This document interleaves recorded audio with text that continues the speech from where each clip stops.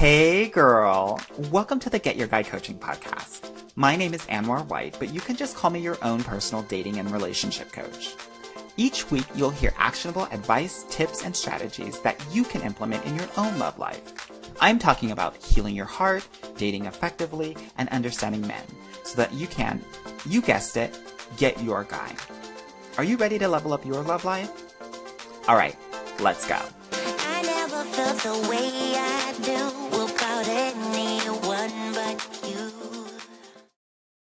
Hello, my loves, and thank you so much for joining me today on the Get Your Guy Coaching podcast. I have an amazing guest that I cannot wait for you all to hear. Her name is Lauren Mathues, and she is a dating and relationship coach. Lauren, thank you so much for joining me today. It is so good to be with you, Anwar. Girl, stop flirting with me. You're already doing too much, girl. Now, you know I'm taken and you're taken too. We can't be doing this on the sly. Okay. Let me get professional. Okay. Girl, thank you again. I'm just really happy that you're here. And I really wanted to have you on here because I know that you know so much about how to deal with a breakup and how to do it in a healthy way. And I talk to so many people in consults every day, and they're generally coming from a breakup and they just don't know how to deal. So I thought I would have you on here so that we could really talk about what's going on physically, mentally, intellectually, emotionally, and also how to overcome those moments. But before we get into that, talk to the lovely people out there about what you do, all about your business and how you got into it. Sure. So like you said, I'm a dating and relationship coach, and I help people who are struggling with feeling their agency in their romantic life. So it's not always easy, but sometimes we can find it easier to execute on an educational level, on a professional level. If we have community activities that we're involved in, we can find it easy to make a plan and figure it out for those things. But then our romantic life feels like it's categorically different. And while there are important differences, I love helping people figure out their strengths that they've been able to use in other areas and bring it over to romance and love and find their forever date, find that love that they're looking for. And a big part of my motivation for this is because I know so many wonderful people, amazing people, some of the most loving, giving people. I look at them and I'm like, you're going to be such a great partner. But something inside of them just has them closed off. Yeah. And so I love coming alongside people who know that they want that forever date, but are having a hard time figuring out the path toward it. I help them with a goal-oriented, values-based approach to their dating lives. I love that so much. Now, we have to get into breakups and everything. I guess I've broken up quite a few times with different individuals. And for me, the way that I have really dealt with that is I'm on my couch for a day and then I'm like, okay, I got to get through this. I'm either watching TV and just numbing and buffering for the day. And then the next day I'm like, let's go, let's hit it. In the way that you have experienced breakups, what has been your go-to? I, in general, in my life, like to pretend that I'm not having an emotional response. I'm okay. I think a lot of listeners will definitely resonate with that. Right? But the pain of the experience on the surface, not even doing any of the emotional work, is a lot. Yeah. Because we're dealing with a rejection, and that sends us into some not really happy places in our minds. So in the times that I have broken up or been broken up with, my go-to is nope, this was a good decision. I get really cerebral about it. I go to my safe intellectual space and I'm like, here are all the reasons. It was great. It's a good decision. And I'm moving forward. And I try to, as little as possible, engage with the hurt and engage with the pain. But I think there's a better way. And it's been really cool to see the wisdom that I can access when I'm willing to tolerate the pain of the relationship. There's such wisdom there for us as we heal. Yeah, I love that. You and I have both talked a little bit about how difficult it is to kind of get over a breakup a bit in our own past experiences. In general, you talked about rejection. Why else is it so hard to just be done, be over, move on with a breakup? I mean, the pain is the biggest thing that comes to my mind. Pain hurts, to say the obvious. It's a painful experience. And I mean, we're human beings. So the process of having to learn and grow, that's just part of being a human, also includes these experiences of pain. And we're also hardwired to want to protect ourselves from Yeah. pain. So I think it's hard to move on because it's hard to become more willing to like deal with the parts that hurt on the front, but are going to really help us. Yeah, definitely. I remember when I was going through a really harsh breakup with a guy in Germany, and I was in Germany, and all my family and friends were in America, and I'm on the phone with my mom in this basement of my former boyfriend's house, and I'm like, Mom, Mhm. it's not gonna happen. It's not gonna work. And she was saying, grieve. It's okay. It's a death. Yeah. Relationship, but more importantly, it's a death of a dream that you had about Yes, where the relationship was going to go and absolutely. who you are going to be in that idealized version of that relationship. That hit me so hard. Obviously, I haven't forgotten about it. It's been almost Mhm. 20 years now. And she knows about it. She has been married a few times, been around the block. And so she gets it. And I think it's a grieving process, it's a death. So, For sure. in so many ways, at I least think it's that's how I've experienced it. What about you? absolutely. Yeah. I think another thing that what you said brings to mind is it's not just it's a death of the relationship and what you had hoped for. It's also a grieving for the work that you put in. Yeah. It's a grieving and I like to say an honoring. Like when we take the time to grieve a relationship, we're honoring all the hope that we had and all the work we put in into continuing to get to know this person, into figuring out the balance of maintaining my sense of self while I'm getting to know this person, learning to love them, getting to know their friends, figuring out what rhythm. So when the relationship ends, we're also looking at our hard work and our vulnerability, our openness that has been put away for that time. Taking the time to really let that be real. I keep thinking of the word honor. We Yeah. want to honor ourselves in that process. I'm really glad that you brought this up because so many times people will feel like, oh my God, this was such a waste. And it was such a failure. And it's never going to happen to me because I've broken up with this person. I think that is like toppled on top of the hurt and the pain and the grieving that we're already going through, which makes it 2, 3, 10 times worse. Also, it's the beating up of this was considered a failure, so I'm a failure. And Yeah. all of these thoughts that we have around what this breakup means about me, right? Yeah. As Yeah. well, which is like so hard. Talk to me a little bit about, because not only is that happening, but I feel like there's also some chemistry and biology happening as well in our bodies during this time that can also like weigh so heavily on us right after a breakup. Mhm. What does the research say? What do you know about that?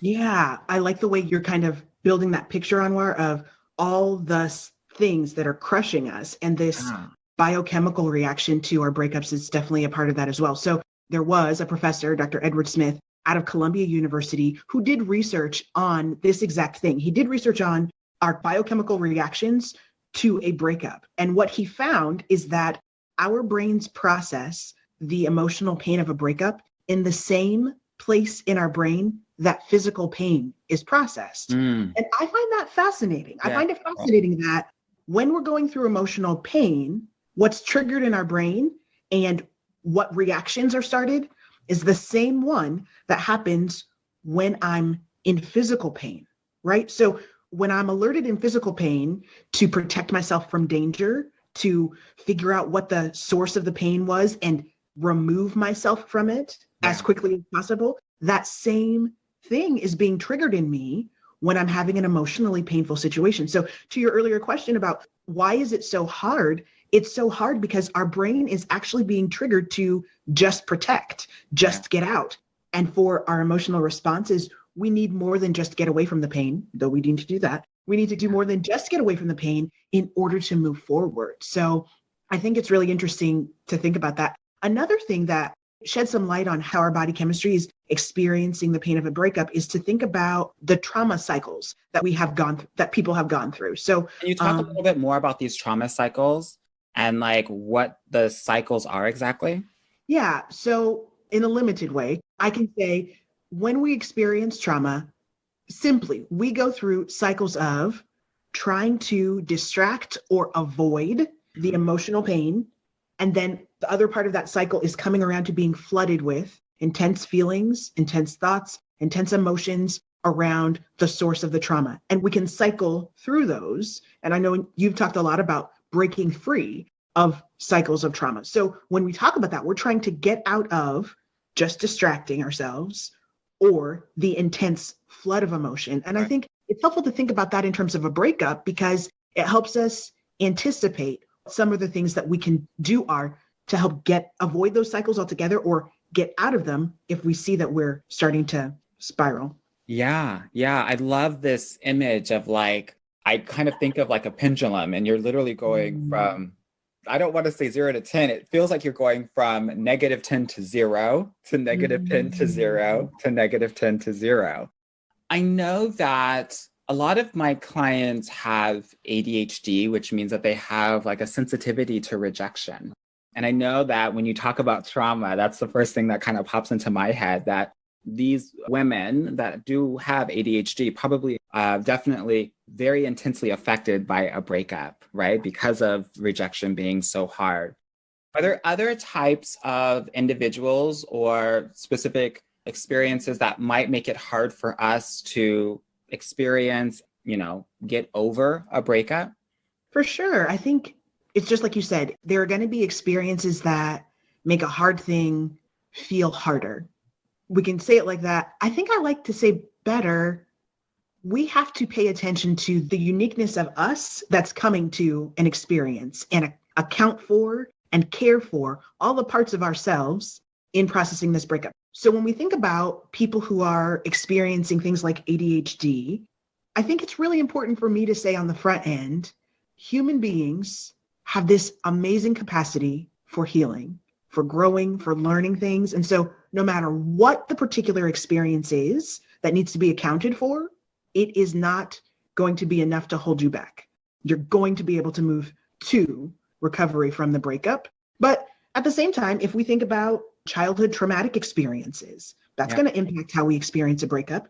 If we think about our attachment style, I've done a lot of reading about attachment style. And so when I think about that, I think, of course, that's going to impact how I experience a breakup. For example, there are 4 types of attachment. It's secure attachment, fearful attachment, avoidant attachment, and anxious attachment.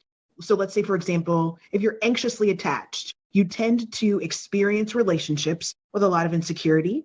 You need a lot of validation. You might be clingy or possessive. You have this constant need for the love that you're experiencing to be, I don't want to say just verbalized because it might come in more forms than just words of affirmation, but like you really need to know first and foremost and always you're loved in order to function comfortably in the relationship. So if you go through a breakup, your mind, of course, is immediately going to go to this breakup means I'm not worthy of love. Yeah. It's happening again. You tend to view the breakup through the lens of it being your fault. And that can blind you to valid reasons your former partner was not living up to his or her potential or what you needed them to do. So the self-talk could sound like, I knew this would happen. I always mess things up. I should have been more fill in the blank. And then they would have wanted to stay. It can sound like that. But like I said, we're blinded from reality to a certain extent because of this attachment style. So trauma, attachment style, sensory issues, all of those will play a part into how we need to care for ourselves and work through the process. In the past, I would have considered myself avoidant and also having some abandonment issues because my dad did abandon me when I was 8 years old. And so part of the way that I also think about breakups are I have to try to justify it in my head and I have to be the person that's on top and I have to win. It used to almost feel like competitiveness, like, okay, I don't need you. And this is why I'm better than you. And this is why I'm going to be so much better when you're not there, right? And how you were dragging me down and all of these other things that I think avoidant people tend to do to help them be okay with the needs not being met, the abandonment and all of that. So I wanted to share that because I feel like there's probably a lot of other people out there, especially if you're high achieving. Sometimes it's really helpful to be avoidant so that you could just focus on your goal. And so I think that doing that and having that clarity about if you're avoidant, that's super natural to have those sort of reactions to a breakup. Maybe not the best reactions. I'm talking about myself now, but definitely there are a variety of different things that we can say and do to just feel okay, right? And what you're saying, acknowledging where it comes from, it helps us be kind to ourselves. Yeah. Which is only going to help in the process of getting over a breakup. If they rejected me and now I'm not even on my own team, I'm joining them in being mean to myself, I'm getting in my own way of moving forward. But like you said, you can make sense of it, and that helps you be kind to yourself and say, there's a reason I do this. Yeah, definitely. And I think that's what it's all about. The reason why we're having this conversation now is so that you can have clarity if this is to happen to you, to understand what is actually happening like inside. Mm-hmm. I also want to offer that I think it's important to realize that a lot of these breakups are actually just triggering a very deeper foundational hurt that has happened in your life, right? Anytime anyone leaves me, and this is just not necessarily romantic, I have that abandonment wound, right? Mm-hmm. That comes up and is like, okay, now that someone's leaving me, I want to self-sabotage.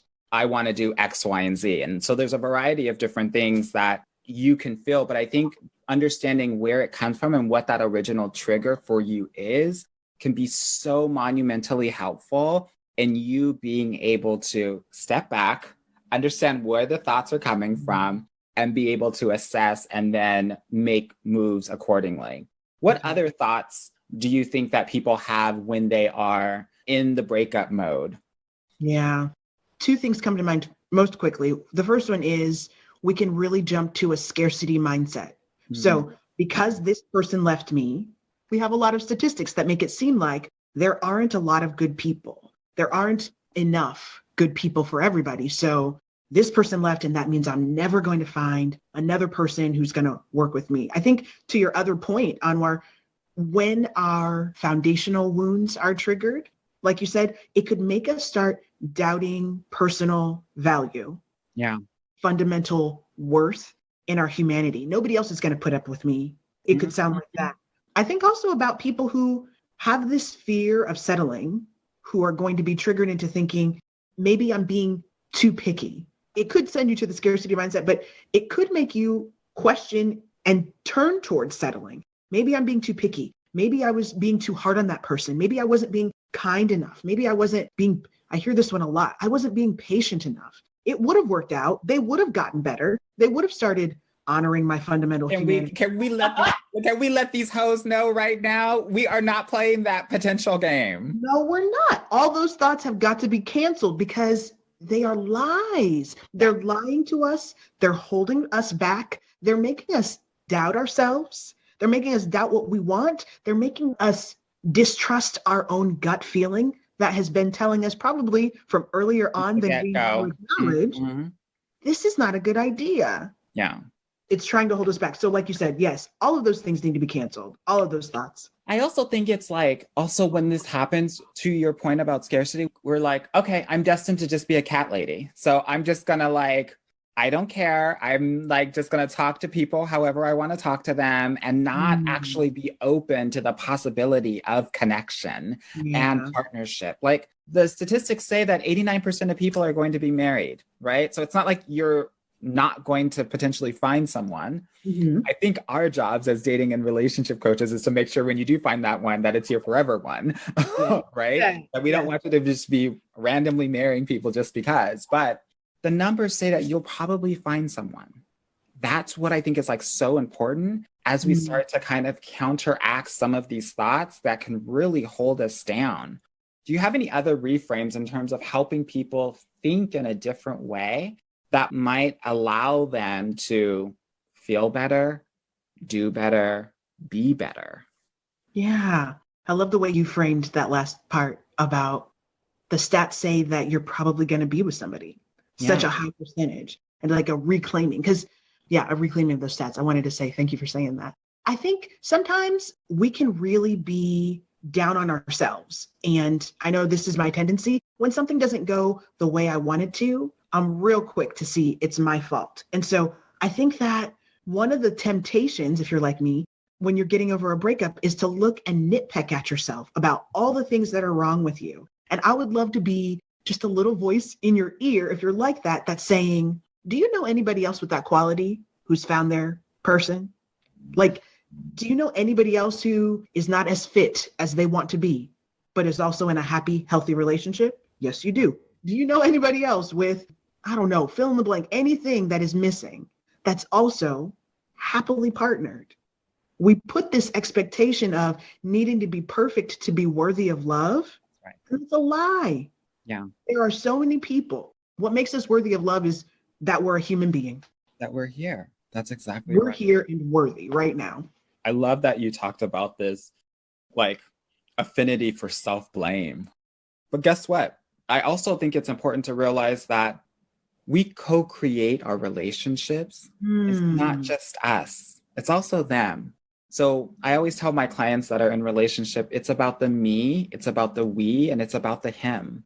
And I think that we have to be honest and really analyze all of the parties involved about what wasn't working and also what was working, right? I think that sometimes people are all so focused on the negative that they're actually not gleaning the insights from the experience. That, like, I always say dating is like data-ing. It's about collecting data and actually understanding for the next go around how you're going to show up. What are you going to do differently? What do you know about yourself that is new that's going to help you move around this world in such a powerful way? So I think analyzing all three of those different aspects are so important so that it's not all in vain. Like, right? I think so many of us don't actually do the analysis of the relationship that's going to help us move forward. That's something that I do in my program so that we can really get clear about, okay, what were the things that you didn't like? What were the things that you actually really love, that you want to look forward to, and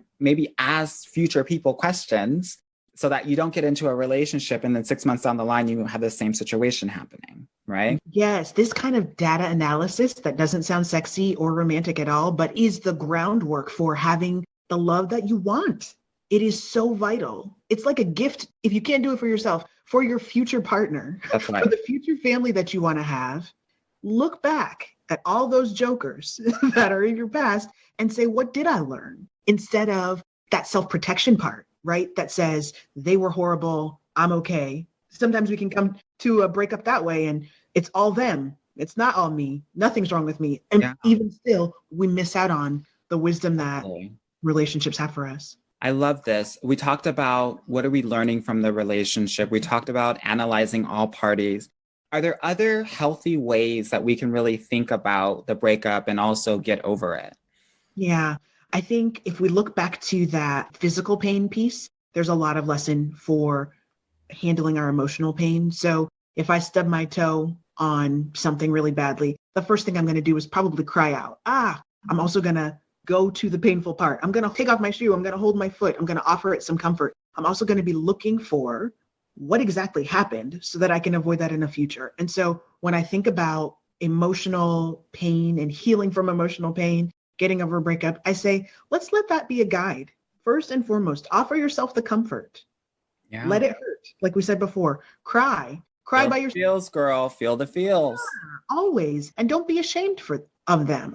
There's research that says when we allow ourselves to physically express our emotions in a healthy way, of course, when we let ourselves cry instead of stifling it, when we maybe in a private moment have our primal scream, we're completing a stress cycle. Our brain can register that as done and let us move forward. I wonder how many times we're getting in our own way of healing by not just letting ourselves feel it. So feel the feelings. Cry. It sounds like screaming is also good. So get your nearest pillow and scream in it as much as you want.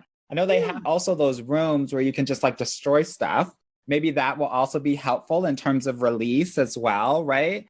Yeah, getting a physical release out of it. Also, offer yourself some comfort. You know, I'm not talking about overindulging or Now I only ever get drunk. I'm not saying that, but let yourself engage with those things that are comforting to you. If it's massage, if it's a long bath, if it's a particular kind of food or beverage or something, if it's being alone, if it's being with your people, your people that have your back, that have your corner, engage in comforting activities, a long walk, doing some yoga, stretching your body, letting it be physical and not just emotional. And then I would say, like we were just talking about, we need to investigate what went wrong because it doesn't have to be repeated. Human beings are amazing in our capacity to learn, which requires going through experiences multiple times where it doesn't end the way we want to, and then learning what we need to do differently the next time. So yeah, remembering, you said a while back, we can think that relationships that don't end in whatever we want, a marriage or long-term commitment or whatever, they're a failure and they're wastes. And I have to say, like, that's not a thing for humans. Not at all. It doesn't have to be. Yeah. That nothing has to be a waste because we can gather those tools. It's about being strong enough to look back honestly. I think there is like this really, really very intense shame that comes upon us as well after a breakup. It makes us want to recluse and be alone. And one of the things that I have found to be really important is, girl, have that alone time, figure out what that is, a day, a week, a month, but like give yourself that date, that time period to be like, I'm going to do all the shit I need to do and make it as ugly as you need it to be. And then I want you to reach out. I actually think connection and community are really important. And the reason that I'm bringing up shame is because oftentimes the shame will disallow us from connecting with other people and talking and sharing our story and how we're feeling. But the thing that I think we tend to forget in this moment is that everyone understands that love is about connecting and breaking up. And so I think there's a level of understanding when we break up with people that, like, you're in need. You're in need of help. You're in need of nurturing and attention. And this is an opportunity for people to really be there for you in a way that you need. And so I want to just really encourage listeners out there that are either going through a breakup or as you prepare for how you think about relationships, realize that you get to reach out and ask for this. And people are going to be more than willing to help you in this. And it's going to make you feel good. It's going to make you feel like it's going to completely dispel all the myths that you have been creating in your head around nobody's looking out for me. No one loves me. I'm not worthy of attention or love or nurturing. And you get to see it. You get to see the physical proof of possibility, right? That will help you be able to move forward, which I think is really important. The other thing that I think is also important is I always tell my clients, like, it's important to find a small goal, right? Because as you are pointing out, I think it's like, I can't do anything right. I'm just like this failure. Everything is my fault. But actually, that's not true. And like, it's important to like figure out, okay, I'm actually going to work out once a week, right? And you knock it out of the park. I don't care if it's like 5 minutes of walking around the block on a Sunday afternoon. You've said, I'm going to do this, and you do it. And this is how we actually increase the confidence, because breakups are also a confidence like hit, right? Sure. So much. And so I think part of being able to move on and move forward is also being able to crush those small goals so that you feel like just because this thing didn't work out doesn't mean I don't have the ability to accomplish my goals, love or otherwise. What are your thoughts on that? And any other thoughts around kind of how to get over a breakup in a healthy way? I love the point that you're bringing out about friendship, to jump back just for a little bit. Like, I think it's easy to think that because this romantic relationship devolved, I'm not good at relationship. I remember talking to a group of single ladies once, and we were just talking about how to identify good options for dates. And one of the young women there was saying, you know, I've been single for so long. How do I know I'm going to be able to function in this romantic relationship? And I told her, you've been able to maintain strong friendship over time and space throughout your life. That's the root skill set. Don't worry about the fact that, like, you haven't been in a romantic relationship long. You know how to be a friend. And so I love that you bring up calling on our crew to support us. And there can be a lot of shame around needing help. There can be a lot of shame around, women are frequently socialized to not really have a lot of needs, especially women of color. That's right. We're allowed to serve other people. We're not allowed to be served. And so it is a gift to your community to lean on them and let them nurture you and help you, because you've already been nurturing long-term relationship with them. And also, oftentimes I'll hear, I don't want to be a burden. They got a lot going on. They're really busy. I want to share with the people that are listening right now that they will take it as an honor that you have asked them to be there for you in this moment of need. Because how do you feel when they come to you? Right. When they come to you and are like, girl, I need help. I know I've said this story 5 times already. Can you just listen one more time? And you're like, yes, girl, what's going on? Please. And tell me, and I have my mug ready to listen. Yeah. They want to love you back in that same way. Let them love you. Yeah. That's what it's so important. I love that so much. Okay. We would not be doing our job if we didn't talk about no contact in the breakup, right? And so for those of you that don't understand, in the dating and relationship world, oftentimes people will say, you know, when you break up, you should definitely do no contact for a certain amount of time so that there's no contact with the person that you've broken up with. And you, what are your thoughts on that? Do you subscribe to that? I think that no contact is a really good idea when you can make that happen. I don't think no contact as a philosophy of life has to keep you from processing through your breakup. And I say that because I have a lot of compassion for our sisters who can't avoid contact. If you have kids with somebody, you can't avoid contact. If you work with somebody, are you really going to quit your job over this? Some of us worship in a community with someone and we're not willing to give up our worship community. So I'm gonna have to keep seeing him. So I don't think no contact works because it is magic of in itself, but I think we can have a no contact mindset that whether I have to keep interacting with this person, because even when I don't want to or not, we can say, I'm not remaining open to this person coming back into my life. I think a lot of times when we have the choice, a couple things, we can think we're going to be so weak to letting this person back in that no contact is the only way to keep ourselves from what we know. And so like, I think about it this way. If I initiated a breakup with someone, I want to honor what made sense when I decided it was not worth continuing this relationship. I want to honor that and say, for a time, as much as I can, I'm not interacting with you. And if I didn't initiate a breakup, out of honoring myself, this person has said to me, I don't want to be with you. I'm not going to give them an opportunity to keep stringing me along, to be their backup person, et cetera, et cetera. So I like and strongly encourage the idea of no contact when possible. I don't want people to think if I can't no contact, I'm stuck. You're not stuck. No, totally. I love that. No contact or minimal contact, depending on your situation. That's what I'm hearing. Mm-hmm. I totally agree with that. I think I love no contact. And I love no contact because a breakup is also, as we talked about before, I think a death. Mm-hmm. It's also a death of your past self, that you actually have to become a new, different person and actually have a new identity. And I think that takes a little bit of time to reassociate yourself with a woman that was in a relationship to a single, independent woman who isn't.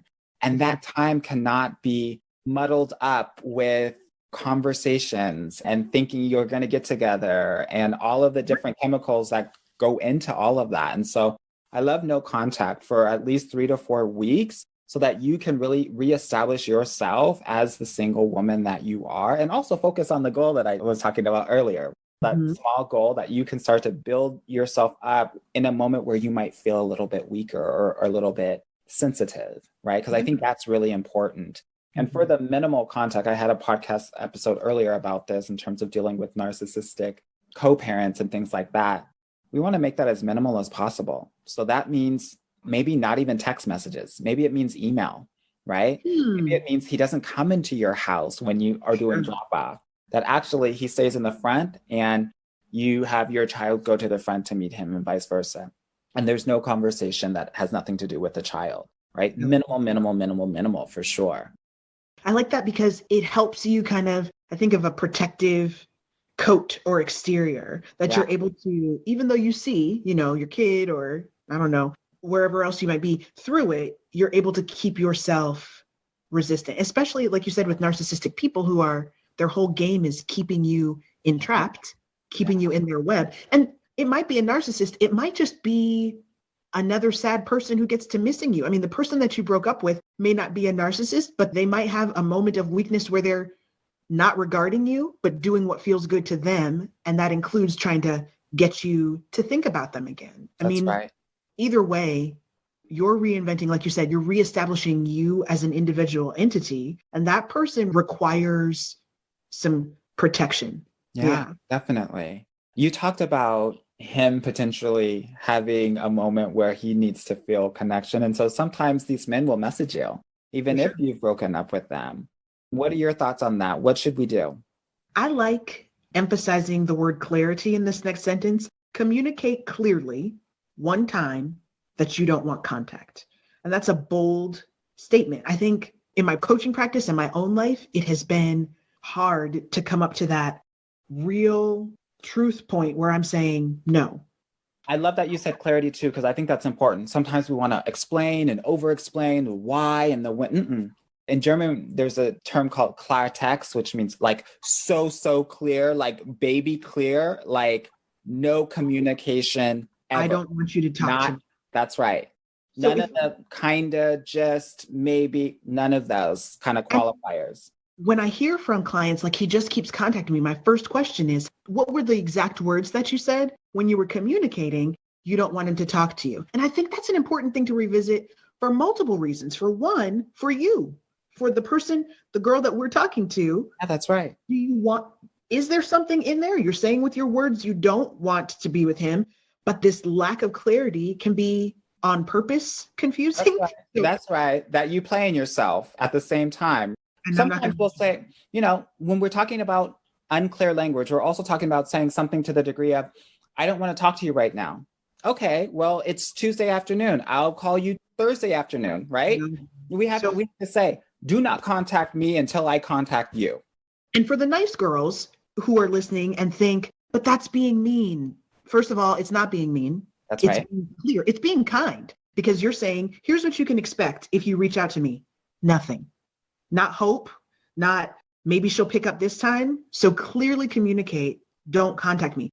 It might feel good to say, I'm not going to be responding to you anymore. That way, it doesn't matter what he does. That's right.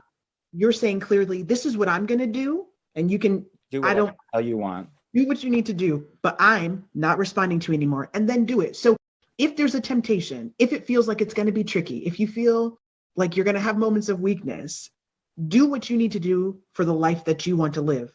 Don't feel bad at all about blocking someone's number.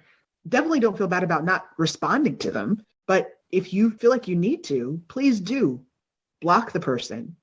At least don't see them on social media. I mean, social media makes it really easy, at least Facebook makes it easy to not have to look at somebody in your feed. Yeah. At very least. And don't feel bad about unfriending them. Oh, I can hear the voice of the person. Oh, so it's like that? You're just going to unfriend me? Yeah, because we broke up. We're not friends. It's okay for our social media to reflect the reality of the relationship, which is, if you want to move forward, needs to be nothing. Totally. Lauren and I have given you so much language that you can use around this. So do not come to us with, I didn't know what to say. We gave you at least 3 or 4 different things that you could say. Pick one of those that feels most comfortable for you and run with it, right? The other thing here's the thing, and I think this is something that is like so honest and so true, and also I think biological, which is sometimes our body yearns for that X. It feels like it needs to, it's moving toward it. I don't even know how to describe it. It's just this feeling like I need to hear from them. I need to connect with them. I need to engage with them. And one of the things that I would just offer in that moment, first, let's differentiate between needing him and also enjoying the feelings that are associated with the attention and the validation that you are feeling, right? Because those are 2 very different things. For sure. Right? And so I think it's important for people out there that are having that temptation to also understand, what am I actually looking for? What do I want to feel? And can I feel that in a different way, right? Can I feel the attention and the validation with my friends, with my family, Can I feel it when I'm playing my favorite sport and I'm really good at it and I'm crushing it and everybody's living for me? There are so many different ways that you can actually embody and feel those feelings, and it doesn't have to be from this one person. I think it's also important to remember what comes with validation from that person. You don't get just the good parts, just the validation. Because remember, you broke up with this person for a reason. I think it's a nice counterbalance to, I miss so-and-so but so-and-so comes along with not just the great way he made me feel, but also all these other things that did not be great. Yeah. And not to disconnect those two things. It's a complete package, right?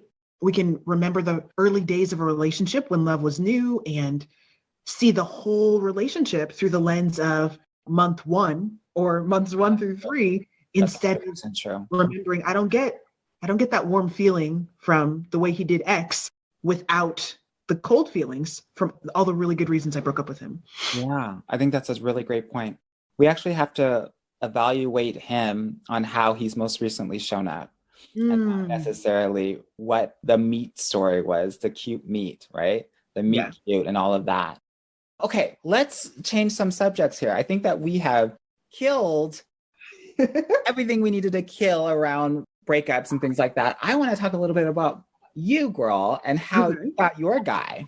Okay, so I got my guy through letter writing. I know. Girl. I know. Not letter writing, not pen pals.